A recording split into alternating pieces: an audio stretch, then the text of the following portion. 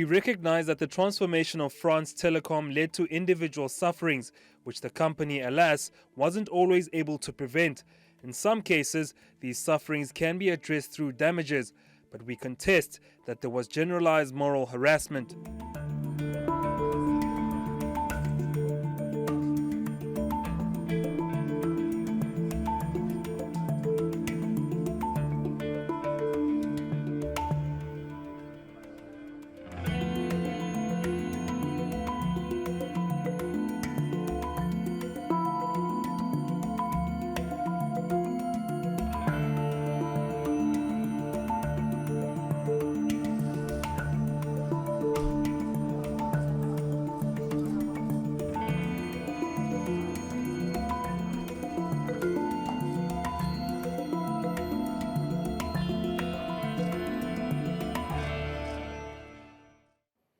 For more on this, I'm joined by Nina Tarhouny in Paris. She's the co-founder of Global Impact, a consulting firm specialising in improving working conditions in France.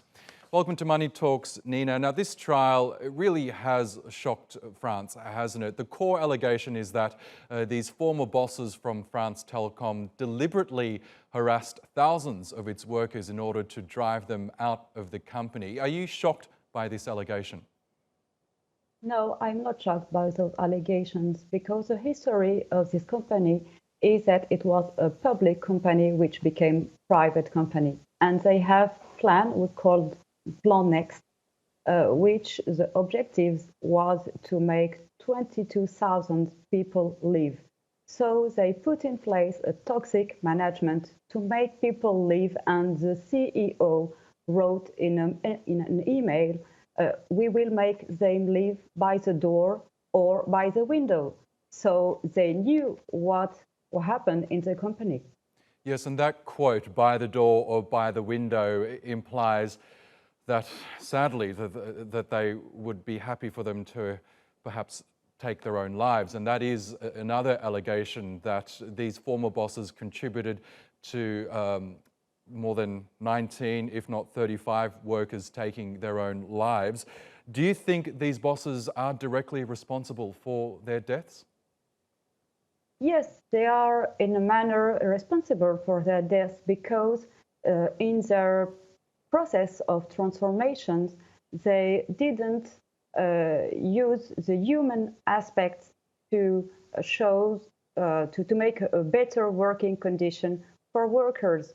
So they create a toxic management to make people leave, and in any way they are responsible for that. Now, from your experience in this field, how widespread is the problem of workplace harassment by management in companies across France? In France, there is a European study that shows that 20% of workers in Europe face problem of harassment. But specifically in France, we are about 40% of people that knew an moral harassment act each year. So that's a lot. It sure is. Okay, Nina Tarhouny, will keep an eye on this case, but thank you again for joining us on our program. Thank you.